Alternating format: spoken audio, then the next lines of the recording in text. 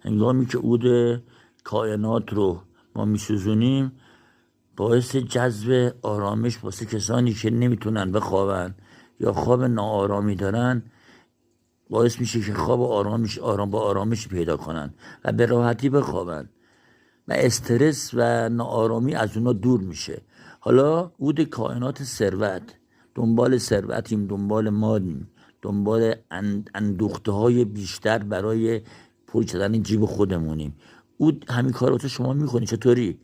الان من عود سوزوندم، داره میسوزه همراه با شمع، همراه با نوری که از شمع ساطع میشه و اینو واسه من خیلی جذابتر میکنه. این نور عودی که داره الان میسوزه باعث انرژیایی تو فضا پراکنده میکنه. حالا درسته موادشون صندل، میوه و هر چیز دیگه. یکی این همین سوزوندن، یکی اینی که ما بیایم روغن عودو چند قطره بشه کنیم داخل آب و این هنگام اینو بخور استشمامش کنیم. یه روش دیگه اینه بکوبیمش و اون در کیسه قرار بدیم و تو جیبمون بذاریم یا تو جیب پولمون بذاریم. جذب پول و اندوخته های پولی ما رو زیاد میکنه. کسانی که میگن این خرافه است، این واقعیته و هیچ گونه منافاتی با دنیای واقعی نداره.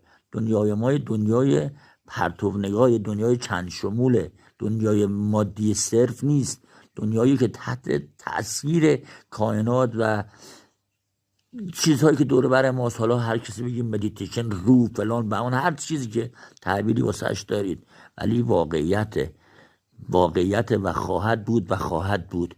هیچ وقت نمیتونیم اون انکار کنیم.